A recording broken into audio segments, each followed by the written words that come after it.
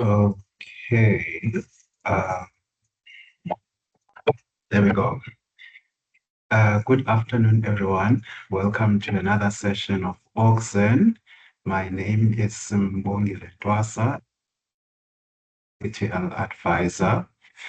Um, Welcome, yes, to our Auxin topic. So it's a follow-up session from the previous auction.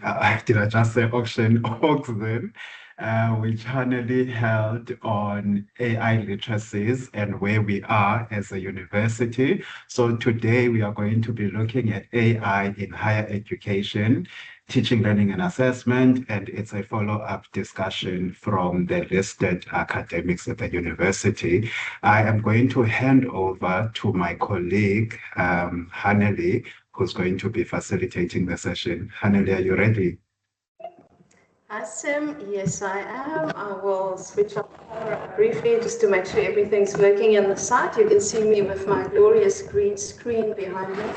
Colleagues, welcome to this Auxin. It is a pleasure to see so many of you here again. As Sim said last time, people asked to hear more, to talk more, to have an opportunity to interact. So what we've done this time is we have invited the people whose work I shared last time to come and talk to you during the session. So I will briefly share a screen. Emma, at some point in time, if not yet, will drop in the chat a link to this booklet, which we call Cool Things Academics Do, AI Literacy and Higher Education. Now, Emma kept asking me for a better title, but I think Cool Things Academics Do is a really catchy title, don't you?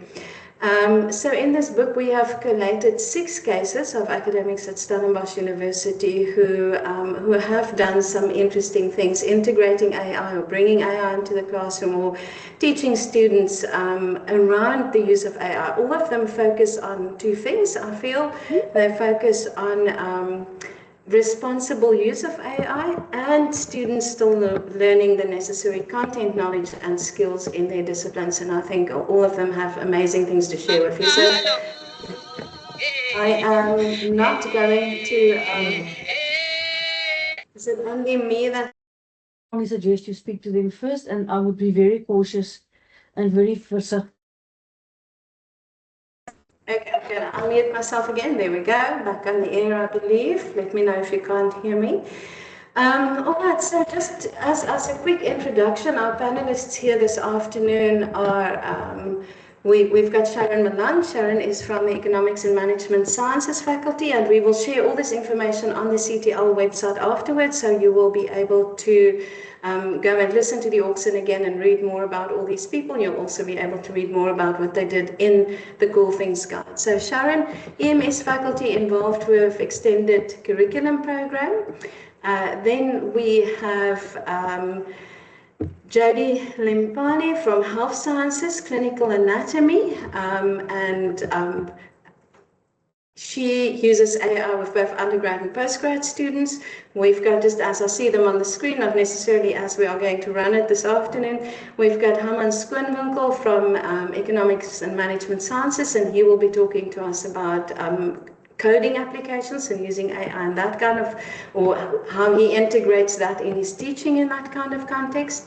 We've got Melody Neves from engineering, mechanical engineering, very content heavy and dense module or modules, and how she's introduced her students to AI and its weaknesses and its strengths, I assume. And we've got Lennox Winifie from the arts faculty, sociology. And he will share with us some of the work that he did, or answer specific questions related to the work he did, especially some interesting thinking around the essay as a method. But I am going to stop sharing my screen and ask Sharon to come on board. And before I, as I ask Sharon to come on board, let me do it this way. I'm going to ask Sharon to just, Sharon, briefly open your video, maybe say hello to the people, and then I'll pose a question to Sharon, which she will have about 5 minutes to answer. If she uses less, that's fine. If she uses more time than that, that's also fine. All right, so Sharon, while you're setting up, I know you want to do a screen share as well. The question that I have for Sharon this afternoon is, you've explored using AI-generated essays as a tool for helping students develop what we call evaluative judgment, that ability to look at their own work or the work of others and apply standards and criteria to determine weaknesses in the work that might need to be addressed, as well as strengths. How can we design assessments that leverage AI to build students, to build students' ability to critique rather than merely use AI-generated content? So, in other words, how can AI be used to enhance learning without replacing that critical engagements that students need to do? Sharon, over to you. Not an easy question. Thank you, Hanelie. I'm going to start a bit differently. So I'm going to sketch a scenario and then I'm going to go over to a TikTok video, which is very academical. So we've all had that moment, I'm sure all of us, that we lie in bed wondering about some random fact, only to Google it. And now we are ChatGPTing it and get the answer in 2 seconds and feel absolutely nothing. And if instant answers don't make us any smarter, what does that mean for AI in education? So I'm quickly going to share my TikTok with you.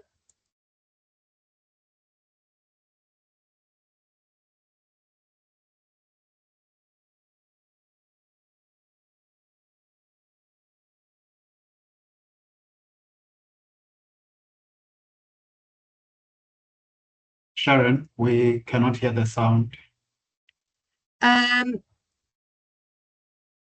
Thanks. Let me just go back. Let me just go back. Sorry about that. Let me just see, share. Let me stop sharing it again and then share it again. Okay, I'm going to try again, guys. Sorry about that. Let's just go back.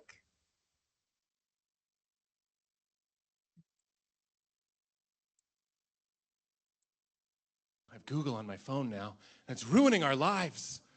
I don't know if you've noticed, it's ruining life because we know everything. But we're not a lick smarter for it. We just know. You don't know something? Wait 2 seconds. You will know. I've literally been in bed in the morning alone, just like, where's Tom Petty from?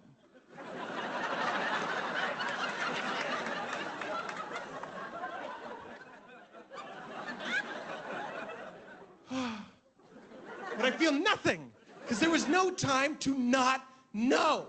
Listen to me. There was a time, and I don't mean to get all Andy Rooney on you, but there was a time that if you didn't know where Tom Petty was from, you just didn't know. And you felt that yearning and that deficit in your being. And you'd go around and ask actual people. Like, where's Tom Petty from? I don't know. I don't know. I don't know. And now I'm impregnated with wonder. And then they go and ask people. Until one fateful day, you see a girl wearing a Heartbreakers t-shirt. You rush up to her and you're like, hey, where's Tom Petty from? And she tells you, Florida. And a wave of endorphins and pleasure and meaning would wash over you. And you felt something. And that's how you met your wife. Do you understand? Your wedding song was Refugee. Right. So I think just to add to that, by the way, I looked up Tom Petty because I didn't know who he was. And for those of you interested, he's an American singer, songwriter, and guitarist. Again, useful, not useful. That TikTok was funny for me because I feel it's true.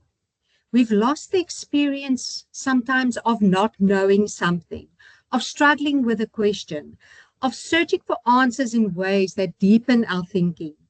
And in education, this is a real concern for me. We're dealing with Google on steroids. And what I want from my students is not to switch off their brains. I want my students to switch on their brains. And I don't know how to do it with ChatGPT in the mix.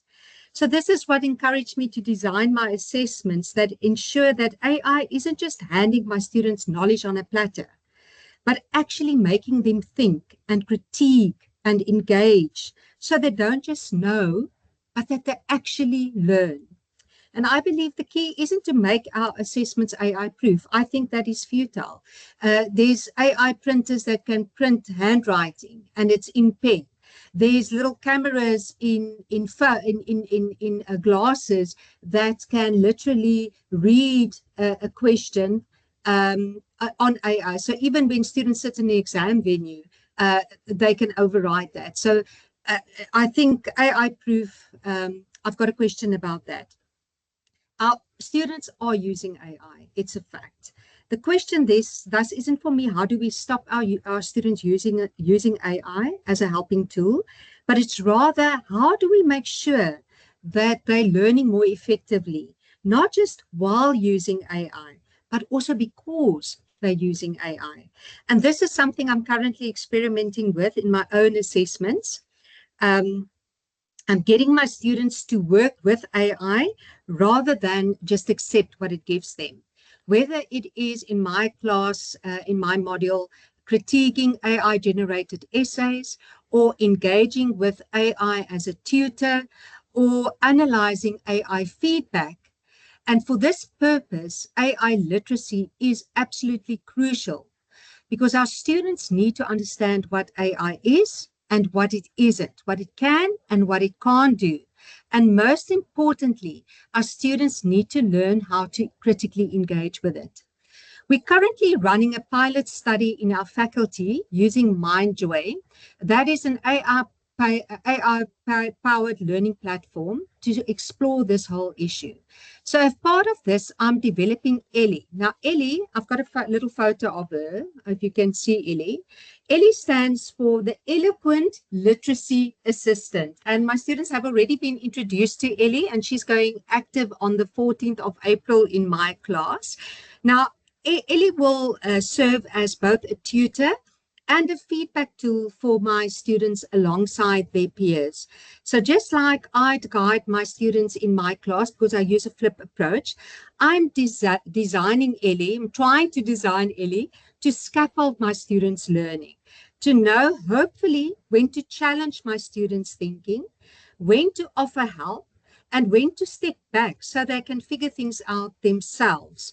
And it's about writing alongside my students and with my students and not for my students. So one of the major prompts for Ellie is never to provide my students any answers. The key skill I want to help my students develop, of course, is evaluative judgment. That is the ability to assess the quality of their own work, their work of their peers, and also AI-generated content. And then Ellie also will give feedback. So when they get feedback from either their peers or from me or from Ellie, I want them to critically evaluate that feedback, decide what to accept and what to reject based on their understanding. And this shift also means that I'm focusing less on grading my final products and much more on assessing the learning process and the progress over time in my class. Ultimately, AI in my class isn't about giving my students instant answers. It's about sparking thought. It's about scaffolding them through the whole learning process. And it's also helping them develop evaluative judgment to improve their learning. Of course, unfortunately, I can't control which AI tools my students use outside of my classroom or how they use them. That's out of my hands. But I do hope that the in-class experience encourages them to engage with AI thoughtfully. So although they then have access to the same tech tools like any other student, I hope and I believe that I'm teaching my students a different technique to use it. At the same time, I also want my students to hold on to the fun and the curiosity and the wonder of learning, while also building their autonomy and their competence, and also that they make meaningful connections, form meaningful connections with their peers. That's the kind of learning I envision, where AI isn't just the shortcut, but it's also a springboard for deeper thinking, learning, and connection. Thank you so much, Hanelie.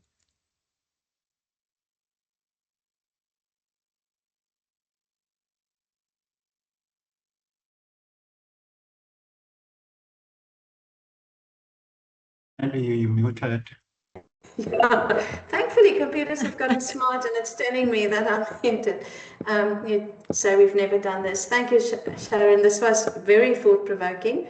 And although I have questions to pose to you, I'll hold them for later and I'll give other people a chance first. So if any of you have a question for Sharon specifically or a more general question, feel free to post that in the chat and then we'll respond to that in a moment. I'm going to ask Melody next to switch on her camera and share a screen if you want to, Melody. The question in the chat you would have seen as being to just stop the sharing once you start talking so that they can focus on you.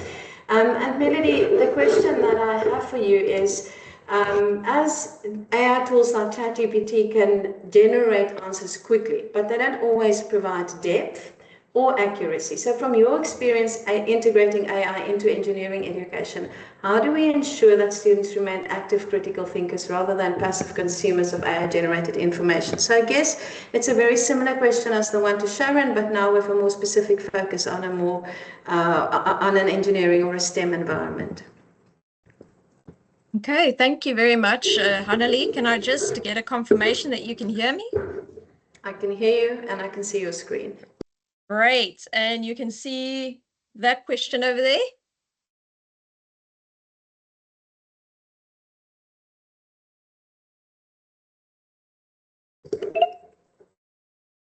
Right, you're able to see PowerPoint? We can see it, yes, Melody. Oh, okay, wonderful. Right, so thanks for that question, Hanelie. So I think to start off, I think we need to be careful how we define critical thinking. So to me, critical thinking could have a number of meanings, but in my context with material science, which is a very content-heavy, very interconnected and interrelated module. So we've got a lot of topics that are related to each other, and you can't learn the work in siloed form. So there you have to consider, for example, how the strength of something is impacted by its structure and how it was processed, you know, specifically focusing on materials in the engineering context. So there, critical thinking to me would mean the ability to connect the dots. So do you know what's related to what and what's not? So there, that's what I would define as critical thinking. And it used to, along with the broader category of analytical skills, be one of the top requested skills from industry, specifically looking at the engineering profession. And so that has slowly been replaced. If you look at a recent LinkedIn survey that was done, that industries are actually requesting now AI literacy above analytical thinking and critical thinking and so forth. And you start to question, you know, well, what do all these words mean? And is there an overlap in this Venn diagram between these two concepts of critical thinking and AI literacy? And so it fits quite nicely into Dr. Sharon Malon's TikTok video that she showed. And I quite chuckled at that because it's, if we look at the bottom of Miller's pyramid, the low cognitive tasks at university is really, here's all the data. So each of those points are just data points. They could be bits of code, they could be maths, equations, they could be bits of information in your textbook that you've got to relate, categories, topics that have to be related.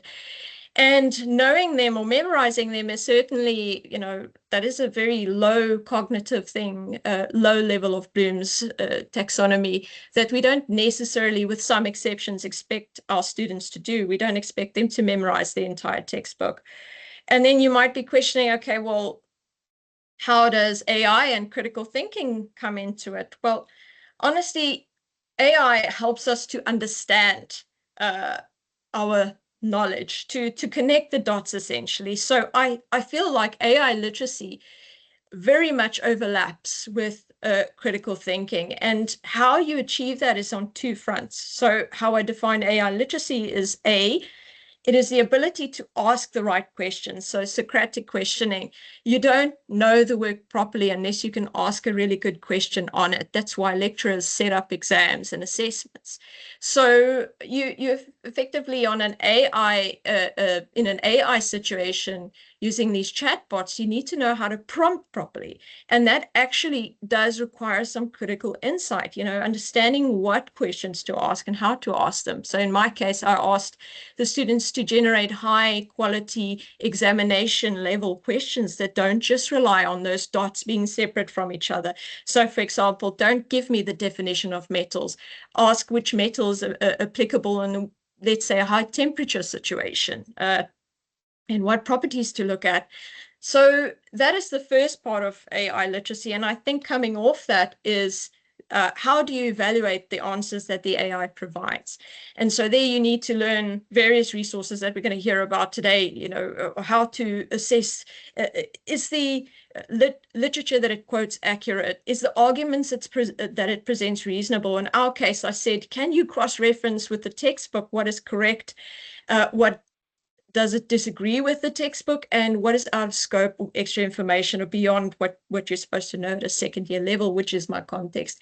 And then ultimately, you're pushing yourself up to higher levels in the Miller's pyramid by using that AI tool to help deal with figuring out what's the no, what are those dots and how can I connect them?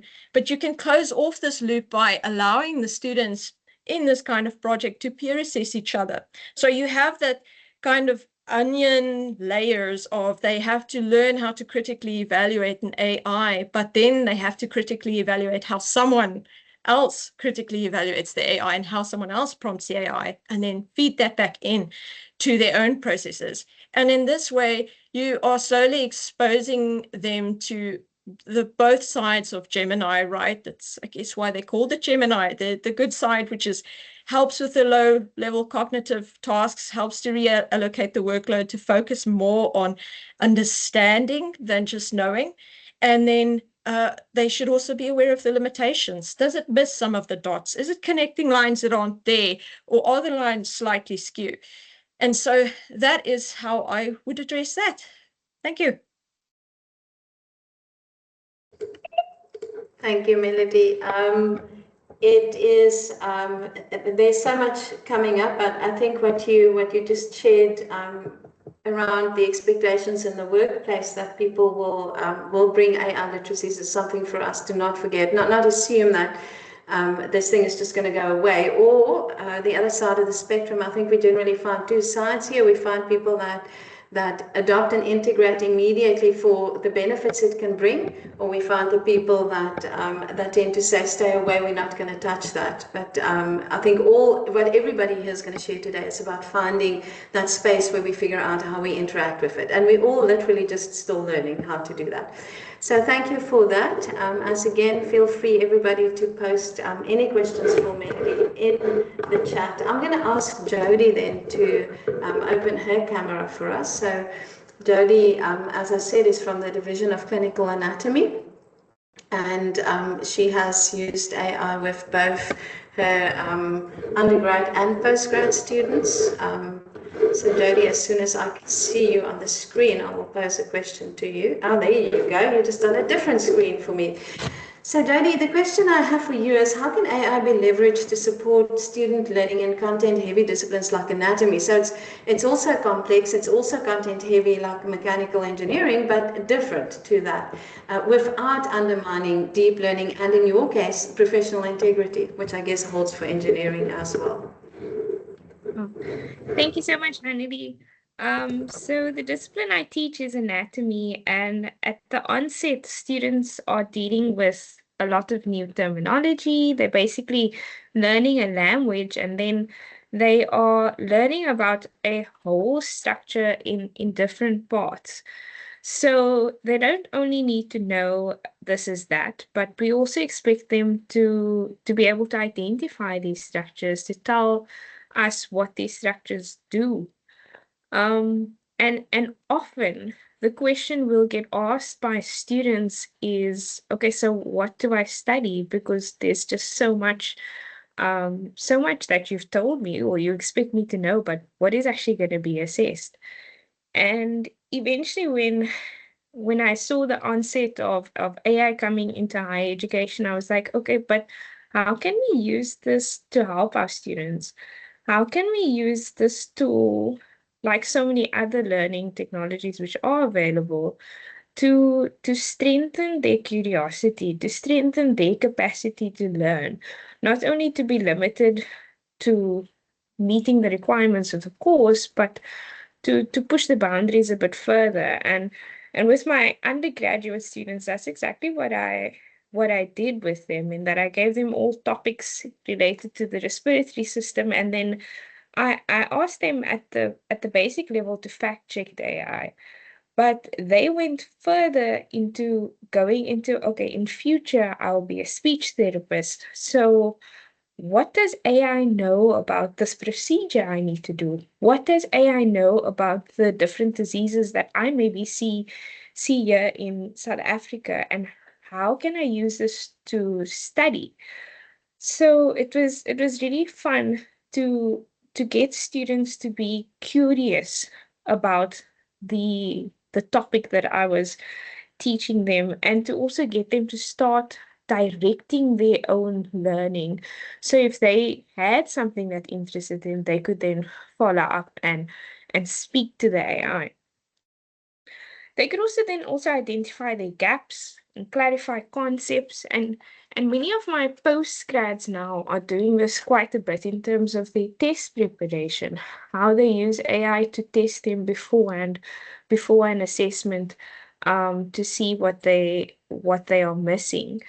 But last year, specifically with my postgrads, what I did with them was I pushed the limits of the standard anatomy assignment that we had, in that they were just expected to do a group assignment on a cadaver in the dissectional, and I said, okay, hold on, let's get you to write an assignment purely on a topic of human interest. So some of them looked at AI in health and anatomy. Others looked at, okay, if we are going to colonize Mars, does our anatomy need to change? And they had to use, on the one hand, their anatomy knowledge as postgrads. And then they also had to now speak to AI and just wonder, okay, what would this look like? So it was quite interesting to read what they said on that side of the assignment, but also to hear what they said in terms of the reflections, because we now have a tool that can give our students all the answers, but we need to make sure that they are still learning in the background, that they still that grapple, that there's still that deep intentional thought about the anatomy that they are supposed to know. So it was different for me to see my students start to think about, okay, so one of them did a question in health, and in a reflection, she realized that the AI didn't know a lot about our context in South Africa and the experiences that our patients have in health. And that there was a major gap there, and that she now had an additional source of information to train AI and to improve on what is known, and to add, and also to do future research in terms of how we can help health, what we can do with AI, to improve its knowledge, but also what we can do in terms of improving our current systems.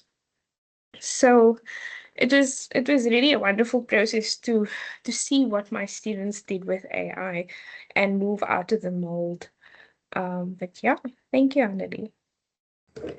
Thank you, Jody. I think what strikes me as I listened to all three that spoke already is how this can actually help students not only learn how to use AI responsibly, but in all these cases, it feels to me students' ability to evaluate what they're looking with has been developed in the process as well. So it's almost an added benefit. And then seeing what students do with it and where they go with it, I found fascinating. All right, Lennox, if you can switch on your camera. So Lennox is from sociology, so a different side of the spectrum, although I think this is a nice link to have our health sciences in between there. Lennox, you work in an environment where the essay is a big part of how students are, I won't say we because I've never been there, how students are assessed. We could say it's a cornerstone of assessment in those fields. But it has now become quite easy. I'm quite scared sometimes when I look at the tools out there, even research-wise, and what they can create, lit reviews in a few seconds. So it's become quite easy for students to use these tools to generate structured arguments with minimal effort. What do we do in a case like that? What advice do you have for us? Okay, so yes, in sociology, the research essay, has been absolutely the focus of assessment for many, many years. And yeah, there's, it's not, I don't think we're ready to give up on it, but we are sitting with a huge problem of students using AI to write these essays for them, since the essay is kind of like a product, that's being used to assess. And then there's this assumption of all the activities and skills that's being learned and practices and things that students have to do in order to write this essay. So unfortunately, it seems like I've come to the conclusion that if students write an essay from home, if they have access to AI while writing the essay, I have to assume that they are using AI. It's not going to be possible for me to determine if they used it, how they used it, and if they are going to be honest or completely honest about their use thereof. So if I don't want them to use it, they must write under lockdown conditions. So this applies also to postgraduate research, reports, thesis writing, and so on. So it's a big can of worms, I guess, we're opening up here, but let's move on. I assume that AI is becoming an integral part of academic work in the future, not because I want it to be so, or because I support it, or I think it's just something good and so on, but simply because I can't see how we're going to control students' use thereof, unless they do not have access to AI while they're doing the work. And how are we going to control that? So my approach has been to really break down the essay into all its smallest components in terms of what I use it for. What did I assume students do or did to be able to write the essay, and what did they have to do in order to successfully write this essay? So I really try to unpack the take-home essay as an assessment method or tool, and then I started to scaffold all the skills I want them to practice, from reading core texts that I provide, debating the arguments in there, the concepts, meaning of the concepts, applying these in new contexts and different contexts, so on, also finding their own texts, identifying academic texts, and then of course the writing process, developing an academic voice, critical reading, critical writing, and thinking from beginning to the end. And the final product then was an essay, which now the bots use of the bots makes students skip most of these parts completely. And they can still come up with a reasonable to good essays, depending on how well they use the AI, leaving me up to judge and evaluate that product. So I've started to encourage a shift in students' approach to AI. I'm going to assume they use it, and I do that in the essays. In a way, then I allow a limited use of it. So I rather thought of now speaking a little bit about how I can change students' minds in terms of how they see AI as a tool and its usefulness. So I'm going to share my screen with you, if you don't mind. 1 second. All right. So this is let me just hide you guys here.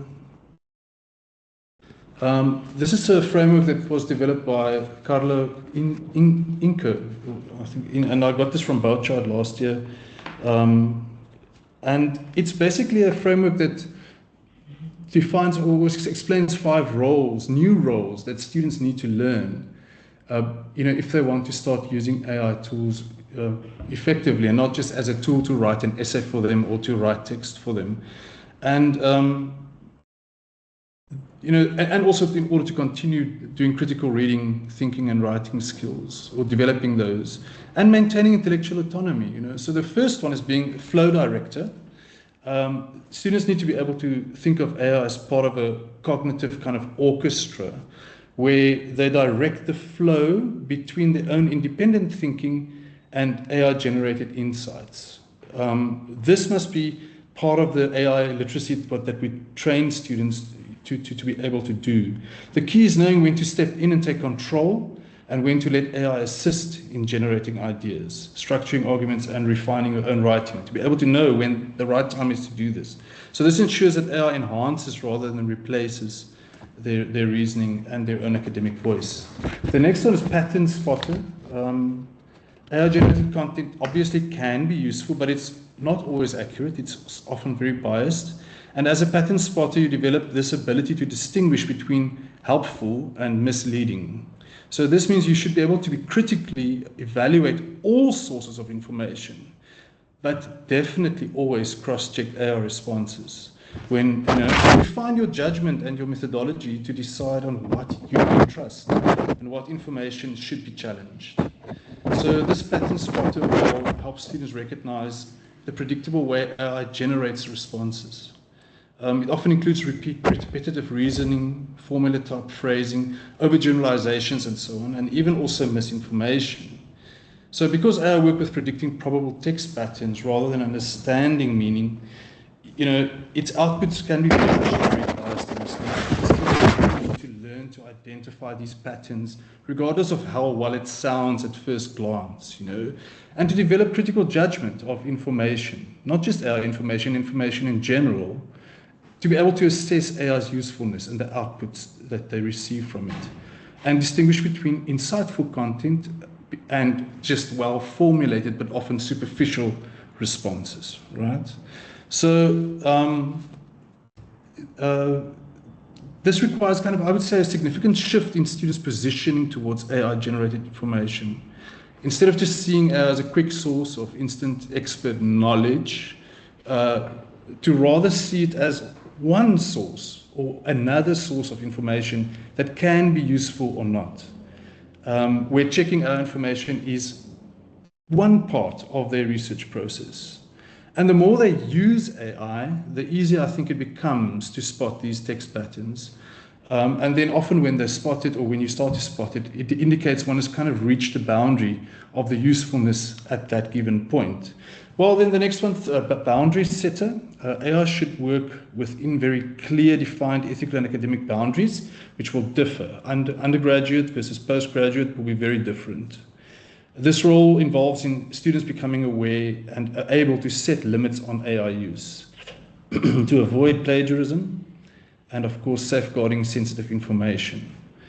Being a boundary setter helps you maintain integrity in academic research. And then the insight builder, the role of an insight builder, AI-generated content, should never be accepted at face value. Instead, AI can be used as a springboard for deeper engagement. As an insight builder, you refine AI suggestions, challenge assumptions, and integrate AI outputs into a broader, or what we could say, a well-reasoned academic argument. This prevents the surface-level learning and ensures a more thoughtful, meaningful academic process. And then lastly, the strategic partner. It's almost, what do you call your bot? How do you see that bot? Is it your friend? Is it an expert? Is it a professor? No, treat it like a thinking partner, maybe.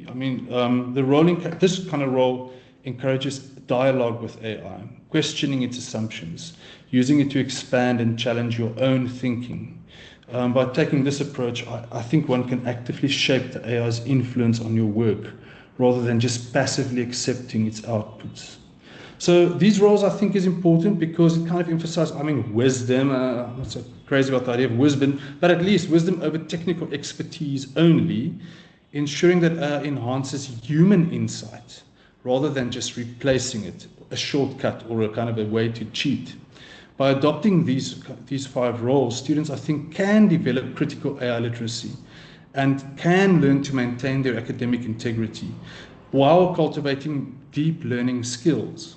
So the goal is not focused on using AI only effectively or efficiently, but to ensure that the way you use it really empowers, and this was said earlier as well, and I liked it, human thinking, to empower human thinking rather than undermining it. And this is the shift in focus we must try and install in our students.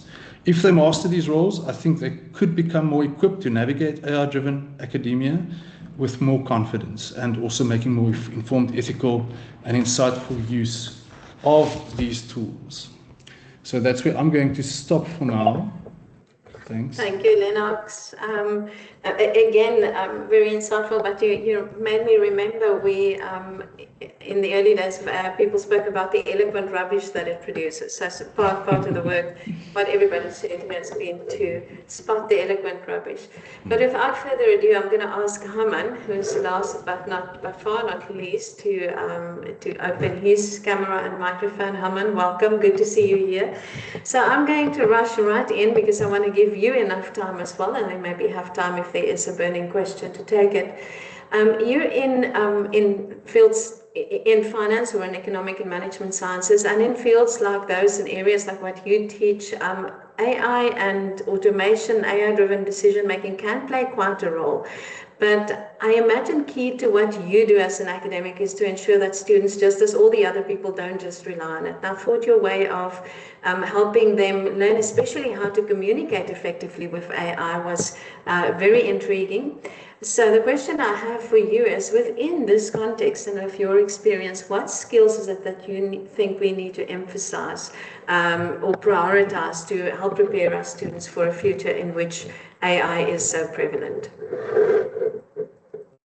So the skill that we deliberately try to develop in my modules is what we call computational thinking.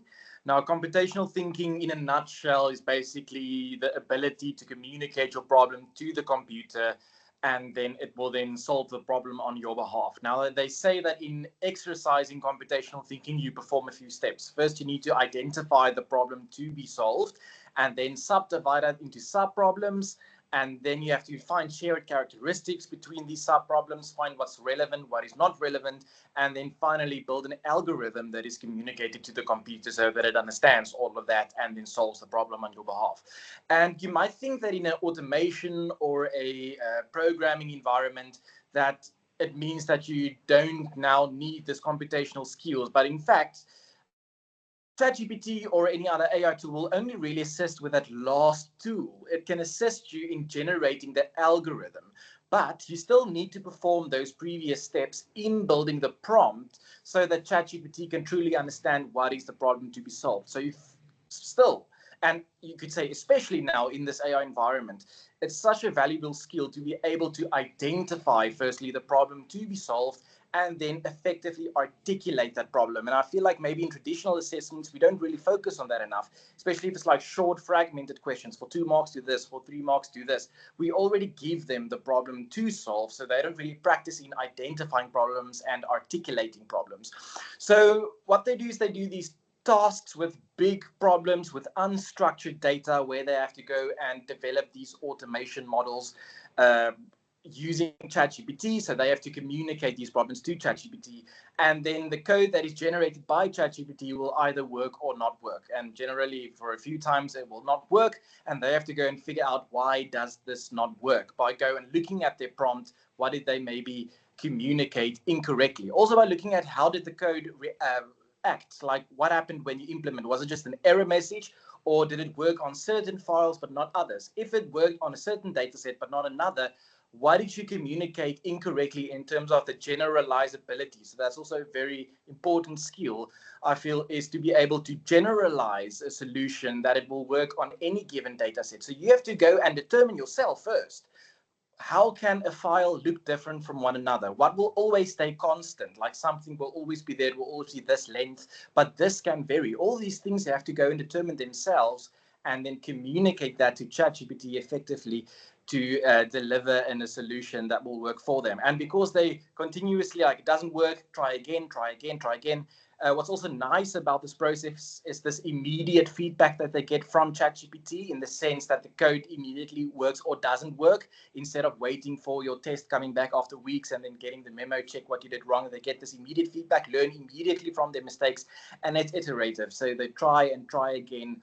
And in that sense, we believe that they develop this skill that I think will be so much relevant in the future. Computational thinking, being able to articulate your problem effectively to an AI machine.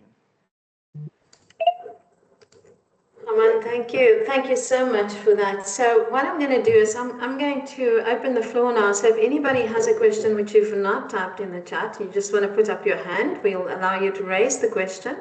Otherwise, I'll give you a few moments to type that in the chat. You will see all sorts of marketing material, if I can call it that, in the chat that has been posted. But I think the whole panel raises very important points for us to consider in terms of going forward. I think still what strikes me out of this is the response to the presence of generative AI in our context with all 5 of these panelists. To me, whatever they chose to do, the way they responded, and either through their intervention, through the way that students in some of these cases interacted with AI, I come away thinking that students potentially have achieved even deeper learning or higher levels on our taxonomies of learning than we might have achieved in the past. We've said previously, it's not that that AI as such is causing a new problem. It's highlighting a problem that we've probably had in our system. I know Lennox sometimes speak about all the things that the essay as an assignment or as an assessment method is meant to achieve, and that not now we've got a drill going on in the background here. I'm not sure if you can all hear it, but I'm sure it will be silenced in a second. But yeah, so any questions? Let's move on to that. Lennox, I see that Jan Petrus asked if you could please share the information about that 2024 article that you shared with us. If nobody in here has a question, I have 2 questions, I have more than 2 questions, but I'll give one more chance. Any hands, anybody with a question? We've got 4 minutes to go. I'll ask Sim and Emma to help me in case I miss someone putting up a hand. So Sharon, you said right at the beginning that we can talk about this idea of AI proofing assessments in that way that we normally tell our kids, yeah, we can talk about this when we mean we can't. I'm curious to all of the panel members, what are your thoughts on this? This was all the rage 2 years ago. Let's AI proof our assessments. Can we AI proof assessments? Any one of you who want to respond to that in a sentence, maybe. It can just be a yes or a no as well. But I would like some qualification.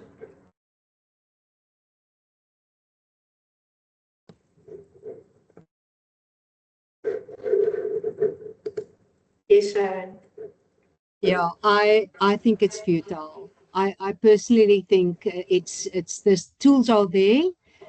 To try and control that is nearly impossible. And I liked what Lennox said, that we just assume you've used it. There's studies that was done, the last study that I have, about how many students are already using AI. I'm just going to share that with you. This was a study on 8,000 students.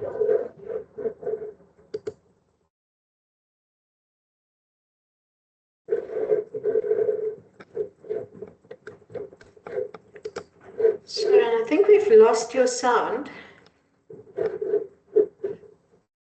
Can you hear me now? We can hear you again. Okay. Yes. So this was a study on 8,000 students from the University of Queensland. It was UTS, Deakin and Monash. 80% of students are using AI, 50% are using it daily. 60% believes it's benefiting them. 70% believe it increases their cheating.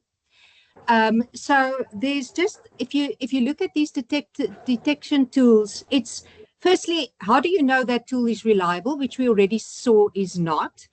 Then when you catch the student, basically, if I can say, if we, yeah, I put that catch the student in aanhalingstekens. When we've caught the student, now what? Because if we've got a tool that's not totally reliable, and as they even have, you know, that when you do a MS Teams meeting and you want to look active, but you're not really there, you're making yourself coffee, then they talk about mouse jigglers. So you've got a mouse jiggler that you can have now that shows you active and you're busy concentrating while you're doing other stuff. So every single time we think of something, immediately after that, there's a detection tool. So I think our students are going to use AI, fact. They must use AI, but we need to use AI to accelerate their learning. There's even studies, there's one in Nigeria, and I can maybe share those studies that indicated when AI is used as an effective tutor, they have found that in 6 weeks, they can cover what they've done in 2 years. And I'm going to share those studies because there is studies saying that the effect that AI has on personal tutoring has a radical effect, a significant effect on students and their learning. But it's not, it's whether we use those tools correctly. And I think that's what we're grappling with. But I think to catch students, I'd rather focus on the ethical use of these tools. And then we model that with the students because we're also learning. So rather model the learning process in our classrooms with the students because we're all in this together. Long answer. I hope I've answered it in a way. Fantastic. No, thank you, Sharon. That's lovely. I think it touches on all the important things. I've been tempted to follow up with a question or turn it in, but I think we spoke about that one last time as well. Before we leave, I have another answer. This is also one that someone has asked me in the past that made me think quite a bit, and you can put different descriptive words in here. So I'm going to ask the whole panel to listen, and even other people in the chat. You're welcome to answer as well. Will generative AI make us less creative or more creative? A lot of what we want our students to be able to do when they leave here is come up with creative solutions to problems, collaborate, work in teams. Yes, Aman. Yeah, so that is quite an interesting, that's also something I've thought of a lot. So it's interesting to then ask, like, what does it mean to be creative? So because you could argue, I would say that is something new. It's just repackaging something in a different way. So if you think about music, for example, there are only 12 notes. So when you have a new work, a new song, the notes were just rearranged differently by length and by basically that articulation and which instrument is playing it. So is there really something creative or not? So because people might say ChatGPT cannot be creative because it doesn't have consciousness. But essentially what it does is it takes different sources, combines it differently, and then generates this new thing. And isn't that what humans also do? They have inspiration from other things. It's just in your mind without you really understanding it, combined differently and producing something. So in that sense, I would say, yes, AI can be creative. Indeed, yeah. I think that's the critical answer to that question, is that starting point of what is creativity. And I like your definition of it. I thought the same about it. And I also have this feeling that people that are really creative and that value creativity in themselves will use AI to be even more creative. It just becomes, someone here earlier said, it's another source. It's a brainstorming partner. It's someone else. It's another voice that I can use off of which to springboard creativity to some degree. So thank you for that. Well, I guess, Sam, then this is the time for me to hand back to you to bring this webinar home. Thank you so much. Thank you so much, colleagues, for your wonderful presentations. Well, to the rest of the academics, I guess, yeah, there you have it, the cool things that some academics are doing with AI. So I hope you have been following the links. Apologies for there's so many links that are there, but do take time to look at and access all the information that we have there.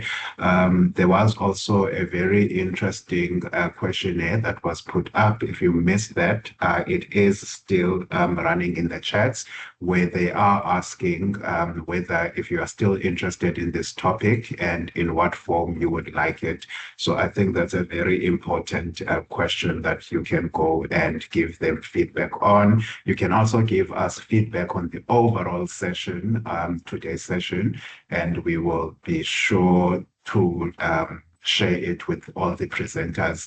Otherwise, that's it for today. Let's see, is there anyone asking anything else? Okay, that's it.